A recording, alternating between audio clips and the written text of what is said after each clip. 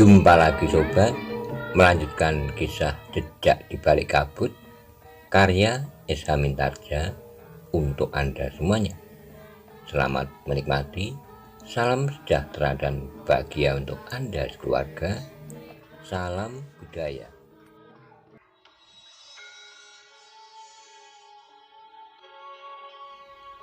Pada episode sebelumnya dikisahkan, Ki Ageng Pemanahan menghadap pada Sinuwun Sultan Hadiwijoyo untuk melaporkan tentang perkembangan Haryo Wisoko. Bagaimana kisah selanjutnya? Simak bersama-sama.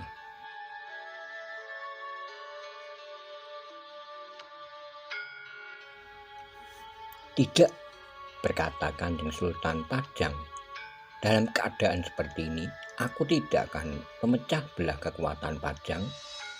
Aku tahu bahwa pengaruh Kakang berakar jauh, mencekam sampai ke pusat bumi Pajang.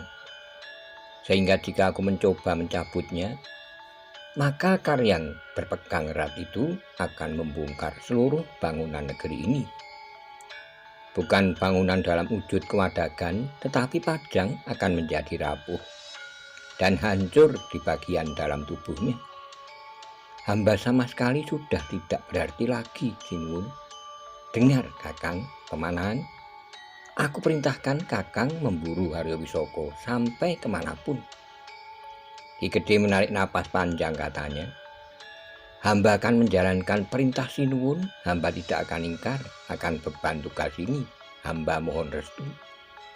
Kakang dapat mempergunakan kekuatan prajurit seberapa Kakang perlukan. Terima kasih, Kanjeng Sultan. Tetapi di samping prajurit, hamba masih memohon Sinuwun untuk dapat bekerja sama sesuai dengan cara yang akan hamba kemukakan kemudian. Kalau cara yang Kakang kemukakan itu masuk akal, maka aku tidak akan berkeberatan. Terima kasih, semoga usaha kita akan segera berhasil. Ki Gede pun kemudian segera mohon diri. Sebelum ia meninggalkan Kanjeng Sultan, Ki Gede masih berkata, dalam waktu dekat hamba akan menghadap lagi untuk menyampaikan rencana itu. Dalam pada itu di keesokan harinya, Ki Lurah Surapada telah merintahkan petugas-petugas terbaiknya untuk mengetahui kebenaran desas-desus bahwa Haryo Wisoko telah berhasil menyusup keluar dan memimpin sendiri pasukannya yang membuat kekacauan di mana-mana.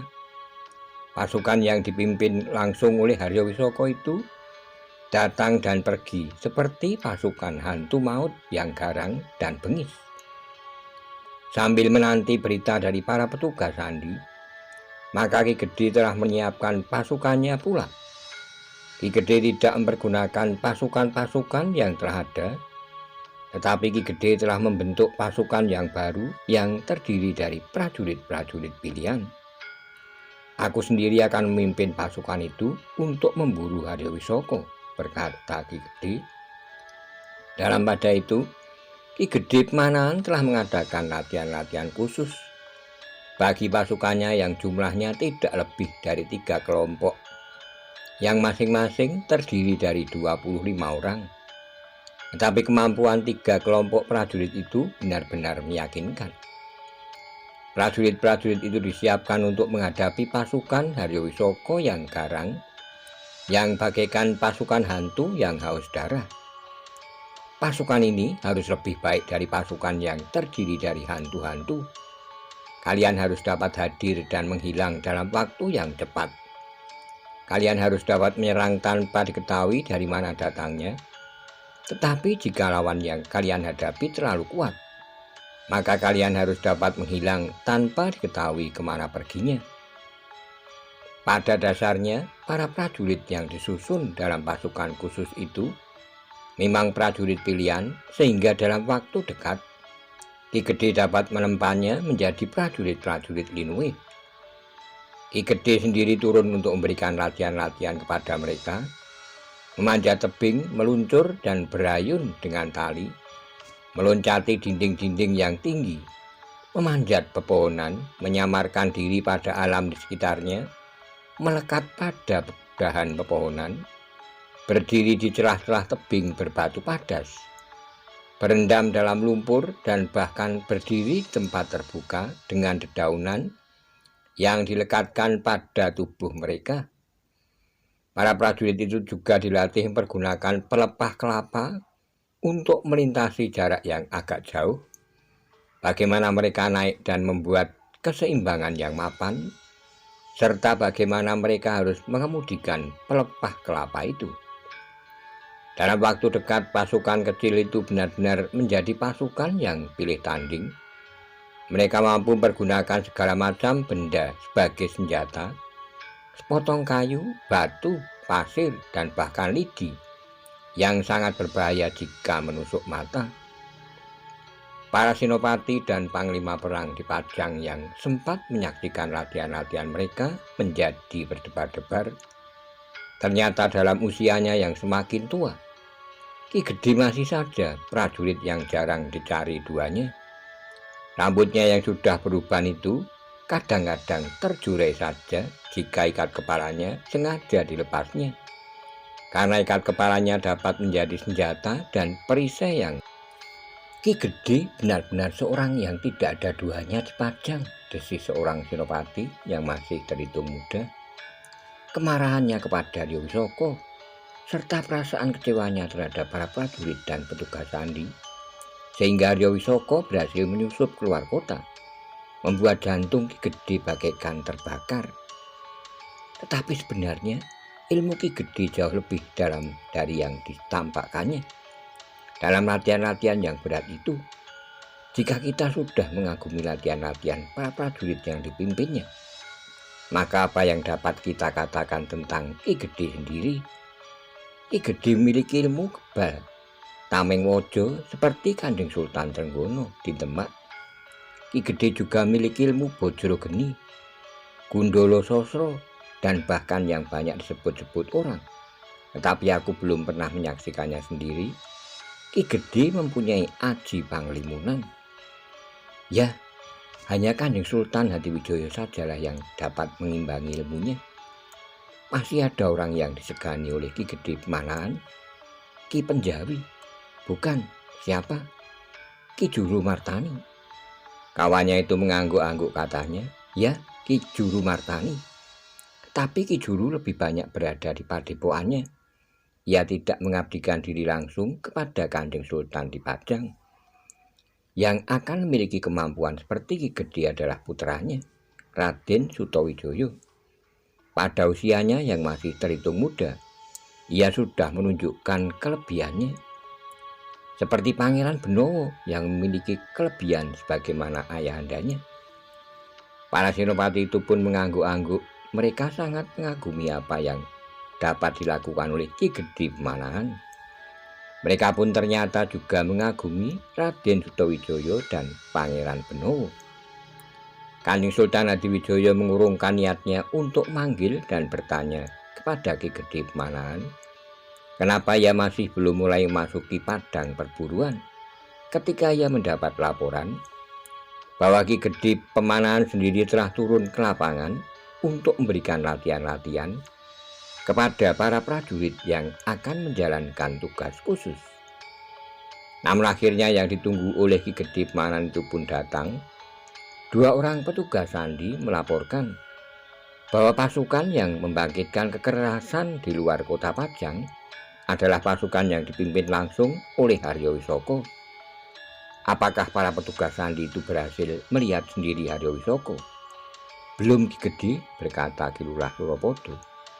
Tetapi setiap kali para petugas sandi itu mendengar namanya disebut-sebut, beberapa orang yang rumahnya pernah disinggahi pasukan itu mengatakan bahwa ada di antara mereka yang bernama Arya Wisoko, orang yang justru sangat dihormati. Ki Gede mengangguk-angguk katanya, jika demikian aku harus memburunya, aku sendiri. Ki Gede, berkata Ki Lurah Suropodo, sebaiknya Ki Gede merintahkan para prajurit yang sudah ditempa untuk mencari Arya Wisoko. Mereka akan berhasil tanpa Ki Gede harus turun sendiri ke gelanggang. Tidak, aku harus pergi. perintahkan kepadaku untuk ikut bersama Ki Gede. Kau harus tetap berada di kota, Ki Lurah. Kau amati dengan sungguh-sungguh rumah Ki Tumenggung Sarpo Biwodo, rumah Ki Ronggo Wirotaruno, dan rumah Ki Ronggo Yudo Praono. Jika Ki Lurah dapat menangkap salah seorang dari mereka, maka akan terbuka jalan menuju ke Haryowisoko. Ki Lurah menarik napas dalam-dalam. Itu perintahku, Ki Lurah. Ki Lurah tidak dapat mengelak lagi. Karena itu sambil membungkuk hormat, Ki Lurah berkata, aku akan menjalankannya dengan sebaik-baiknya, Ki Gede. Aku mohon ampun atas kegagalanku menjalankan tugasku, sehingga Ki Gede harus pergi sendiri ke medan perburuan untuk menangkap Haryowisoko. Namun ternyata Ki Gede tidak hanya pergi bersama para prajurit, tetapi Ki Gede berniat untuk membawa orang-orang Pajang yang terbaik. Karena itulah maka Ki Gede telah menghadap Kanjeng Sultan, diutarakannya rencananya kepada Kanjeng Sultan, dan mohon agar Kanjeng Sultan dapat mengerti dan merestui rencananya. Hamba akan membawa orang-orang terbaik di Pajang. Siapa yang akan Kakang bawa? Jika Kanjeng Sultan berkenan, hamba akan membawa murid-murid Ki Panengah dan Ki Waskito yang terbaik. Kanjeng Sultan mengerutkan dahinya. Sementara itu Ki Gede berkata selanjutnya, hamba akan membawa Sutowijoyo, Pangeran Benowo, dan Paksi untuk memimpin 3 kelompok prajurit yang sudah mendapat latihan-latihan khusus. Ya, aku dengar Kakang sendiri turun untuk memberikan latihan-latihan kepada mereka, dibantu oleh para senopati. Kanjeng Sultan mengerutkan dahinya. Sementara itu Ki Gede berkata selanjutnya, hamba akan membawa Sutowijoyo, Pangeran Benowo, dan Paksi untuk memimpin 3 kelompok prajurit yang sudah mendapat latihan-latihan khusus. Ya, aku dengar Kakang sendiri turun untuk memberikan latihan-latihan kepada mereka, dibantu oleh para senopati terbaik. Hamba Kanjeng Sultan, tetapi senopati-senopati terbaik itu belum memuaskan hatiku. Karena itu aku berpaling kepada 3 orang murid Ki Panengah dan Ki Waskito. Meskipun senopati-senopati pilihan itu akan berada dalam kelompok-kelompok itu pula. Kanjeng Sultan mengangguk-angguk, katanya, baiklah, bawa mereka bersama Kakang. Terima kasih, hamba sekaligus mohon diri. Hamba akan berangkat dengan pasukan hamba besok malam, tetapi hamba akan singgah di hutan Jabung. Mungkin hamba akan berada di hutan Jabung 5 atau 6 hari. Begitu lama. Sementara itu Haryowisoko sudah berada di tempat yang sangat jauh, mungkin di sebelah utara Gunung Kendeng atau di sebelah barat Gunung Merapi dan Merbabu. Hamba akan memburunya kemana ia akan pergi, tetapi Haryowisoko tidak akan berada terlalu jauh dari Pajang, karena Haryowisoko masih ingin memuaskan hatinya membunuh hamba. Kanjeng Sultan menarik napas dalam-dalam, sementara Ki Gede pun berkata, para pemimpin kelompok prajurit itu harus saling mengenal dengan pasukannya.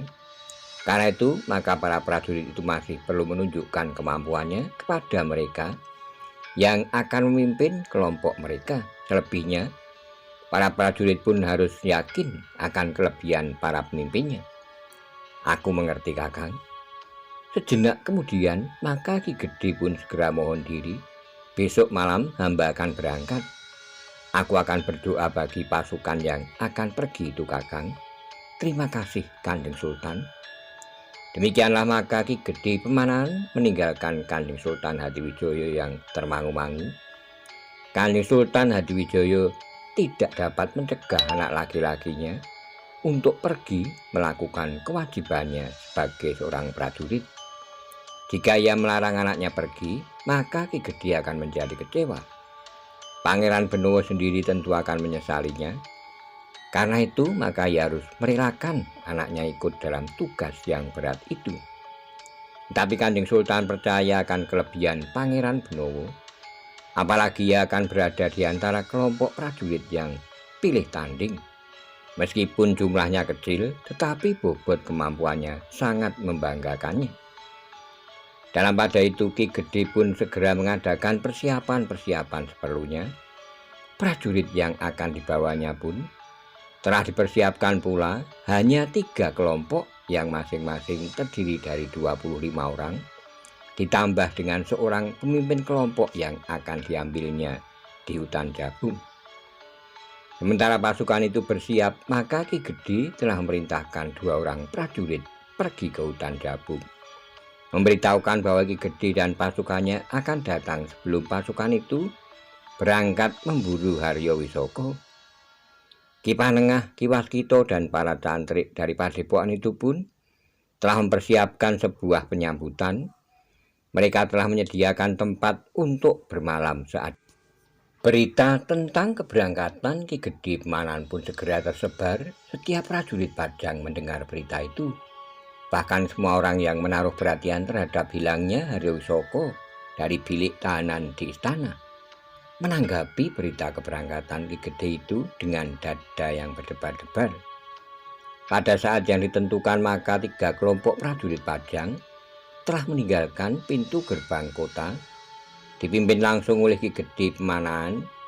Beberapa orang memerlukan keluar dari rumah mereka dan berdiri di pinggir jalan untuk memberikan penghormatan kepada pasukan kecil yang akan melakukan perburuan di padang yang sangat luas. Meskipun disediakan seekor kuda yang tegar bagi Ki Gede Pemanan, tapi Ki Gede tidak mempergunakannya. Ki Gede lebih senang berjalan kaki sebagaimana para prajurit. Seorang prajuritnya diperintahkannya untuk menuntun kudanya itu. Perjalanan ke hutan Jabung bukan perjalanan yang panjang. Setelah berjalan beberapa lama, maka iring-iringan pasukan itu pun telah mendekati padepokan yang berada di pinggir hutan Jabung. Ki Panengah, Ki Waskito, dan para cantrik pun telah menyambut kedatangan pasukan itu. Ki Kriyodarmo pun telah memerintahkan para prajurit yang ikut membangun padepokan itu untuk berhenti bekerja, ikut menyambut kedatangan pasukan yang dipimpin langsung oleh Ki Gede Pemanan. Sejenak kemudian, maka pasukan kecil itu telah memasuki regol halaman barak padepokan yang sedang dibangun. Diterima langsung oleh Ki Panengah dan Ki Waskito. Setelah upacara penyambutan selesai, maka para prajurit pun telah dipersilahkan untuk mengenali barak yang diperuntukkan bagi mereka. Hanya inilah yang dapat kami sediakan, berkata Ki Panengah. Ini sudah lebih dari cukup, sahut Ki Gede Pemanan. Sementara para cantrik melayani para prajurit, maka Ki Gede Pemanan pun telah mengadakan pembicaraan dengan Ki Panengah dan Ki Waskito. Aku akan meminjam cantrik Ki Panengah, berkata Ki Gede Pemanan. Untuk apa? Bertanya Ki Panengah.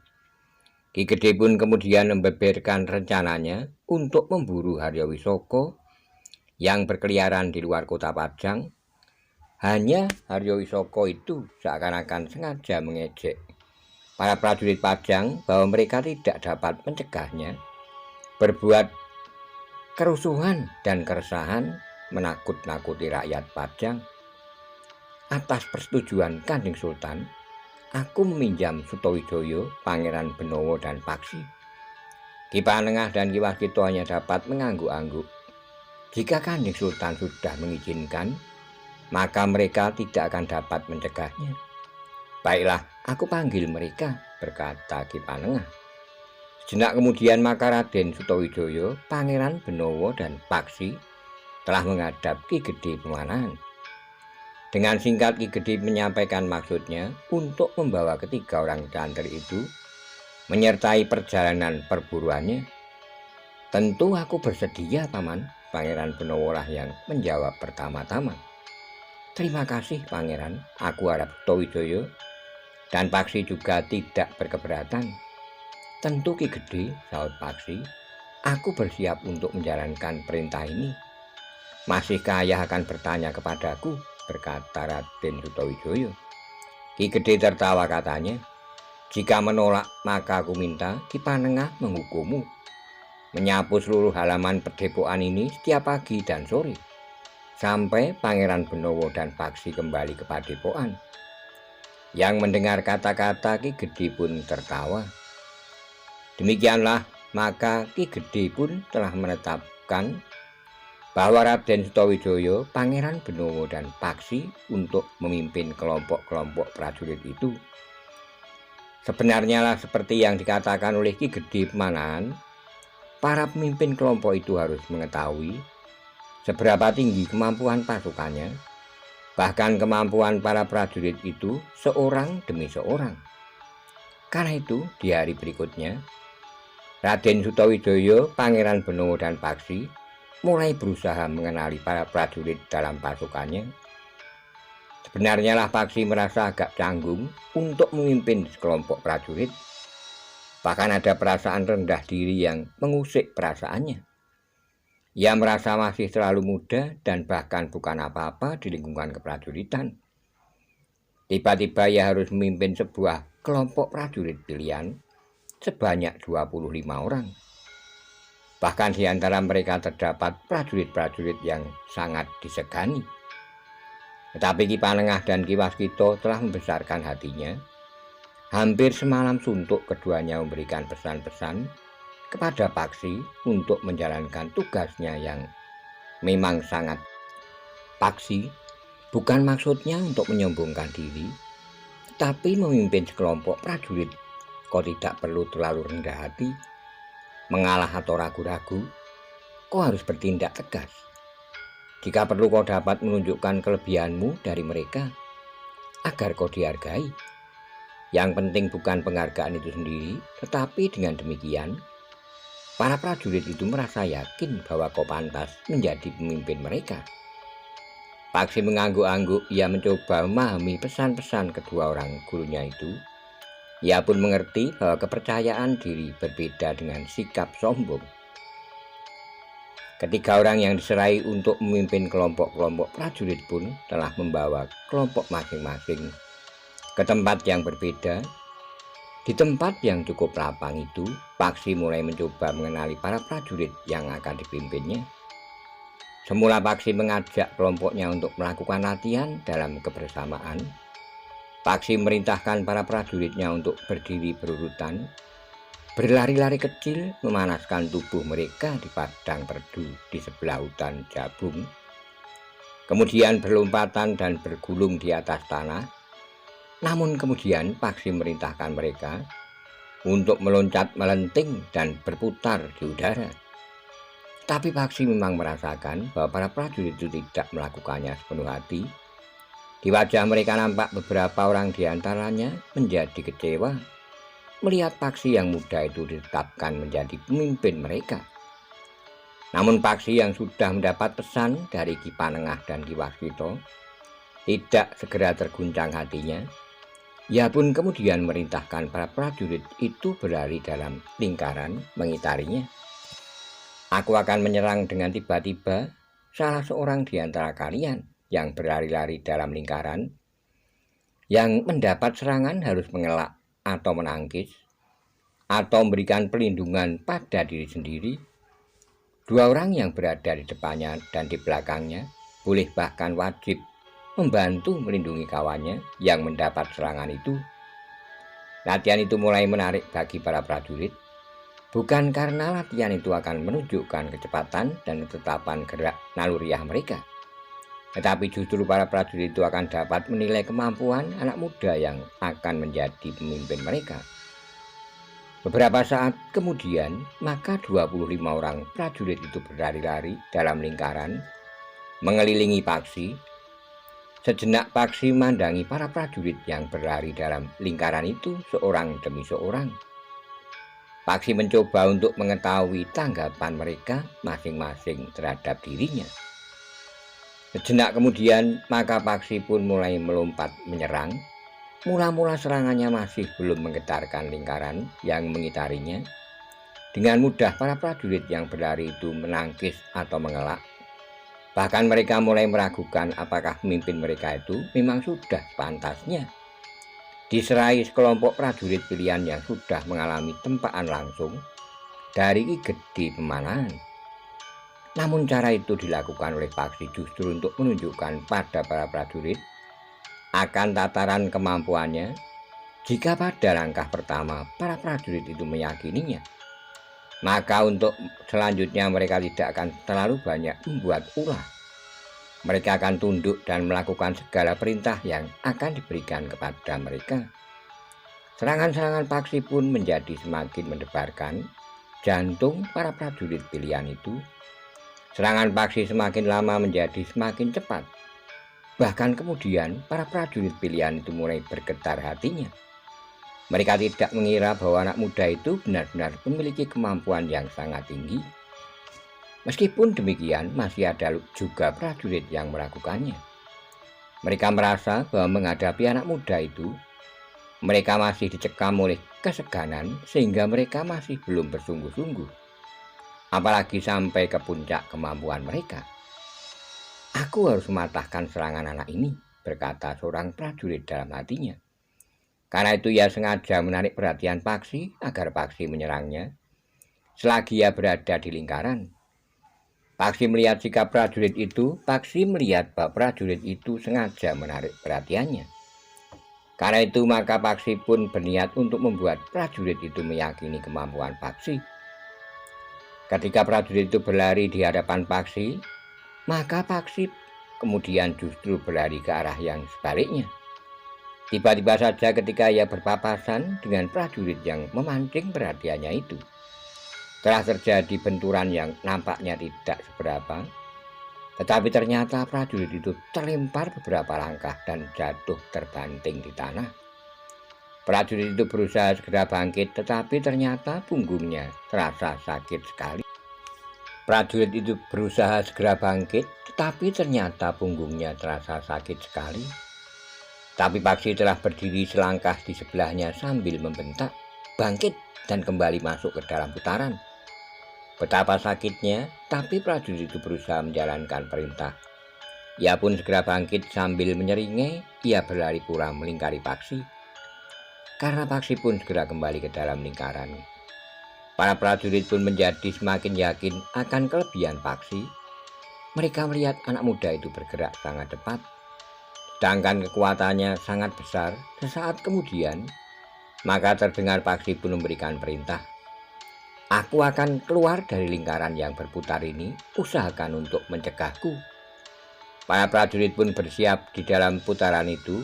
Serba sedikit mereka sudah mengetahui betapa tinggi ilmu Paksi yang muda itu.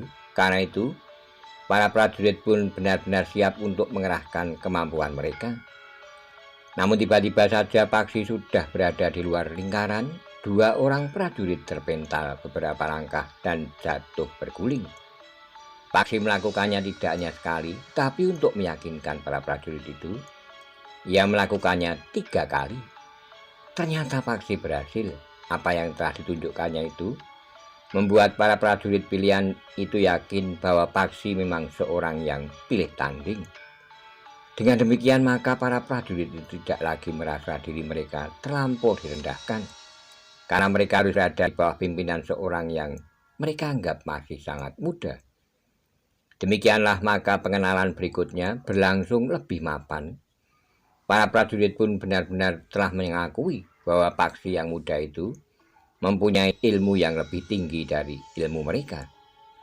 Latihan-latihan untuk lebih saling mengenal antara prajurit-prajurit dan pemimpin mereka itu pun berlangsung semakin mencekam. Baik Raden Sutawijaya, Pangeran Benowo maupun Paksi telah memerintahkan para prajurit mereka untuk bekerja lebih keras.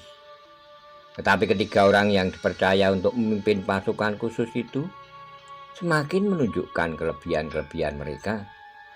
Bahkan para prajurit harus mengagumi indera pemimpin-pemimpin mereka yang masih muda itu.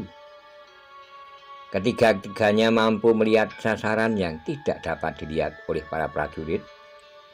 Mereka dapat mendengar apa yang tidak didengar oleh para prajurit. Bahkan Paksi telah menunjukkan kepada para prajuritnya kemampuan yang mendebarkan. Dengan mata tertutup, Paksi berlatih melawan seorang prajurit yang dianggap terbaik dari kelompok yang dipimpinnya. Paksi yang mengeterapkan ilmu Sabto Pangrungu dan terutama Sabto Panggraita ternyata mampu mengatasi prajurit yang paling baik dalam kelompoknya itu. Kepercayaan para prajurit menjadi semakin mantap. Mereka meyakini bahwa anak muda itu memang dilahirkan untuk menjadi seorang pemimpin. Namun mereka terkejut juga ketika Ki Gede Manan mengatakan kepada para prajurit yang dipimpin oleh Paksi itu bahwa Paksi adalah anak laki-laki Tumenggung Sarpo Biwodo. Wajah para prajurit menjadi tegang. Mereka tahu bahwa Ki Tumenggung Sarpo Biwodo adalah salah seorang di antara para pemimpin Pajang yang sedang diburu karena mereka bekerja sama dengan Haryo Wisoko. Tapi Ki Gede Manan berkata kepada mereka, "Tetapi jangan berprasangka buruk terhadapnya. Aku percaya kepadanya dan akulah yang memerintahkan kepadanya untuk memimpin kelompok ini. Kita akan memburu Haryo Wisoko dan kawan-kawannya. Di antara mereka adalah Ki Tumenggung Sarpo Biwodo."